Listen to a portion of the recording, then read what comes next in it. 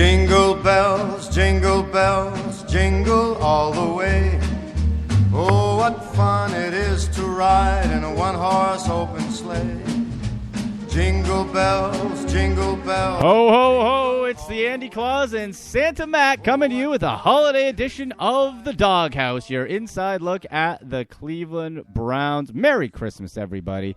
Hope you're doing well, and we can talk some Browns football here and try to stay a little bit positive. It's tough.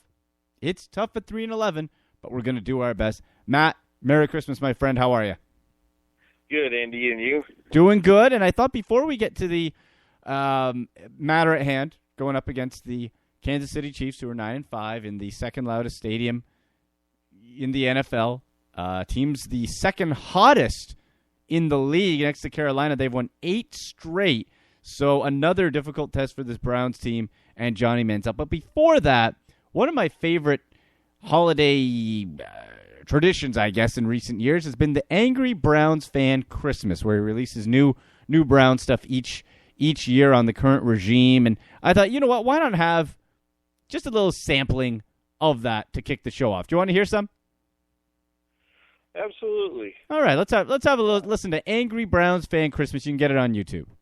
Just in time for the holidays, our present to you is a very angry Browns fan Christmas. Is 2015 over yet? Take a listen. He's on a short leash. He's only won twice. He's gonna get cat. His head's in a vice.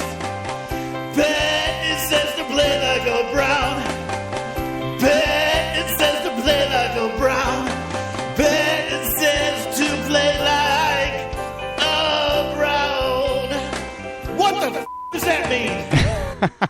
That's my favorite part in the end. It's a great question, Matt. Maybe we could start there.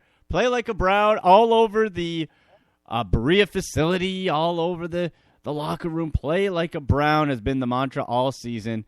And with 2 games left, dare I say, playing like this version of the Cleveland Browns is the last thing you'd want to do as an NFL player.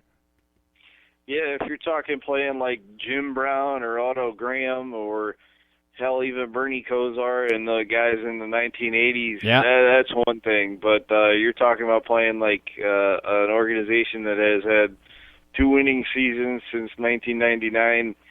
Yeah, I don't want you playing like that. Play like a Steeler, play like a Patriot, play like a Raven of previous years, not this year. Right. And go ahead and take care of business that way. But this whole nonsense about playing like a Brown, it's had its run, and it's done, and it's a joke. It could be really, really done in a couple of weeks, but we'll save that. Hopefully, we don't have to worry about it, but more than likely would or will coming up after the Steeler game. Yeah, Matt, and when you look back, I read today, and it had slipped my mind, the last Cleveland Browns coach that has coached for more than 2 consecutive seasons was Romeo Crennel. He got fired in 2008. That was the last coach that went more than 2 seasons. That is, I'd like to say shocking, but we're so used to it now, so it's not shocking. It's more depressing, and we're going to be at the end of another 2-year run. Now, Johnny came out and defended Patton. Like, Matt, we talked about it a bit on Monday's show.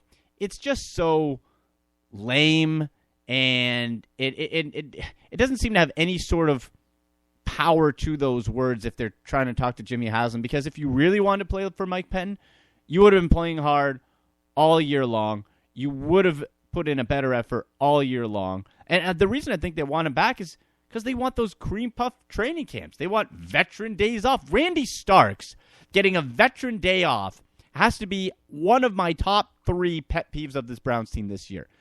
That I just don't understand that the level of accountability isn't there. And you know what? The players want him back now. Too late, guys. 3-11, that is way too late. Do you think it's a sincere plea from the players, including Johnny, to actually want Patton and this coaching staff back?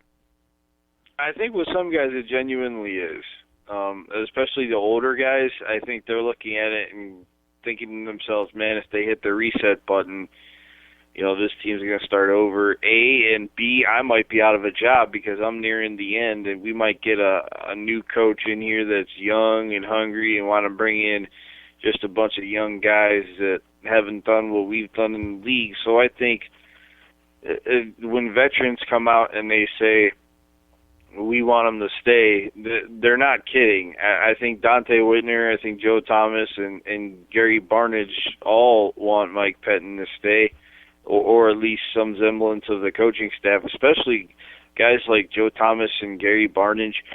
They see the offense is humming along pretty good at certain stretches. Now, granted, they haven't resulted in touchdown or finished drives with as many touchdowns as they would like, but this offense has had 3 different quarterbacks, pretty much a non-existent running game, a bunch of 5'8" receivers to throw the ball to, and one tight end that can make plays. Yeah. And they've still found a way to move the football. So I think that Joe Thomas and Gary Barnidge, that's sincere. I think they see things in John DeFilippo's offense that lends itself to being a good NFL offense sooner rather than later, and they want a second year with this coach to see just how good this offense could get if you, A, get more playmakers, B, find a running game, and C, have a constant at quarterback.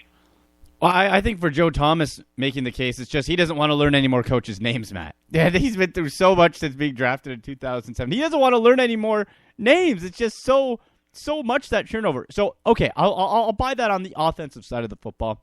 DeFilippo's done some good things with very limited weapons, but on the defensive side of the ball, that seems completely phony to me. There is no way that the majority of the defensive players want Jim O'Neill back as defensive coordinator, Matt. There was almost mutiny with Tremont Williams and Paul Kruger throughout the year. There is no possible way I can be convinced that group, especially the veterans who are being misused, want to have another year in this defense, because ultimately it's going to result in them getting cut and or when their contract is up, a reduced paycheck going somewhere else.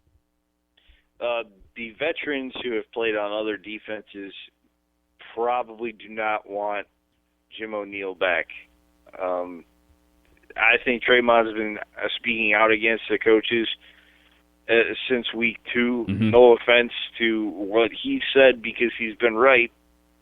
But this team did quit on the coaches in New York, and as of late, they've kind of hung it up and just said, you know what, my effort and talent is going to have to be good enough because, I'm not going to try very hard. Mm-hmm. And I've seen that with the amount of missed tackles that this team has had, especially in the secondary. I know those guys aren't healthy, and they haven't had a consistent lineup since the start of the season. But honestly, they don't look like they're trying very hard, and they're making rookie mistakes. I mean, Tremont Williams came from a winning culture in Green Bay, and the losing took about 10 weeks to wear on him to the point where it started to affect his play. That face and over mask. Over the last few weeks, he's been absolutely atrocious in terms of his play. He was lucky he didn't get a pass interference penalty early in the first half against the Seahawks, and then he ended the first half with an inexplicable face mask penalty that resulted in 3 points going on the board, and what was a 7-point deficit became 10, and the Seahawks never looked back. Maybe a guy like Whitner wants the coaches to stay because, going back to my previous point, he sees the writing on the wall. When a new coach comes in, they might not want a 12-year NFL veteran playing safety. They might want a 2 or 3 year vet that is an up-and-coming player that can help the team further on down the line, rather than a Whitner who is on the back end of his career and maybe playing on his last contract. Yeah, it's so disheartening to see how very good players or free agents can come here and either be misused or the losing just gets to them so quickly. And in fairness to Tremont Williams, going back to Williams there, he was brought in as a number 2. He's not a number 1 corner. Joe Hayden out with that concussion for the year. He's been moved into a position where he's not suited, so he's in a role that's over his head. He has zero help at the other side. Johnson, Batamosi, Pierre Desir, Justin Gilbert still cannot get on the field for any majority of snaps at the cornerback position, so he's being misused. And then we've talked ad nauseum about, let's drop back Nate Orchard and Paul Kruger into pass coverage to cover wide receivers where they have no chance of doing so. It's the frustration of having to sit through and watch those the defensive scheme and strategy, I think will ultimately seal the fate for Mike Pettine, Matt, because you can, go over the positives of the offense, but ultimately he's a defensive coach, brought in his guy, no change was made, so the buck stops with Mike Pettine. I just don't think there's any defense. Like, can you think of a scenario where he sits down in front of owner Jimmy Haslam at the end of the year and can defend what he did on the defensive side of the ball? I can't think of one. I can't either, but the reason that stuff happens is arrogance. Honestly, this coaching staff thinks that they are able to handle all the things that come with being coordinators or head coaches. They're not smart enough to see the forest from the trees in the fact that they think, okay, well, if we move Kruger here, that'll help strengthen this. But what they're really doing is creating more weaknesses. Yep. That's been Jim O'Neill's MO, hell, since he took over the defense, is turning strengths into weaknesses because he's trying to just plug gaps. In my estimation, if you want to try and fill gaps, do it with a guy who's not at another position of strength and make him weak because he's not used to doing what you're doing. Find a younger kid that is hungry enough to work his tail off, plug him in the lineup, and you might be pleasantly surprised. Yeah. I think Nate Orchard's done a great job setting the edge over the last few weeks for a run defense that has been atrocious the whole year, but it's still not letting Nate take advantage of his skills. He's a pass rusher. Mm-hmm. He knows how to get after the quarterback from a variety of angles, whether it be defensive end, outside linebacker, stunting up the middle. Like, the kid knows how to get after the passer. Paul Kruger knows how to get after the passer. That's a problem when you only have one premier pass rushing spot. So you either have to find a way to take advantage of Orchard's skill set while still letting Kruger do what he does best, or you can't draft a player like that, and you have to get an edge setter that may not have an impact as much in the passing game, but can still do the job. I think Orchard's filled in admirably. I think it's shown in his statistics that he hasn't been able to do what he's capable of doing, and I think the same could be said for Paul Kruger, and that lends itself to arrogance. With Tremont Williams, he was really the only option that they had, and he did a solid job for as long as he could, but playing here has worn him down. It has diminished his skills because he just can't understand how a team puts in as much work as the Browns allegedly do and still are 3-11.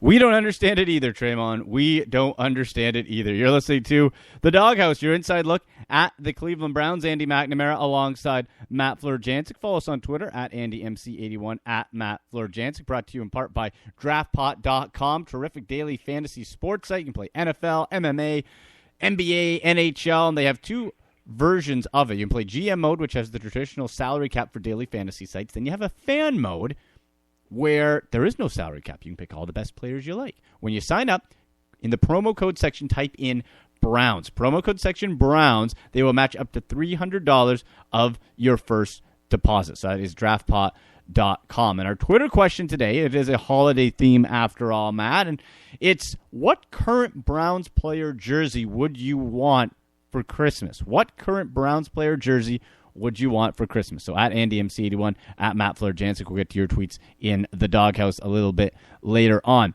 Matt, Pro Bowl announcements came out, and surprise, surprise, Joe Thomas, 9 straight, tying a franchise record with Jim Brown as one of those 9-time Pro Bowlers. Also, Alex Mack, the center, getting his 3rd Pro Bowl nomination and securing that. So 2 linemen.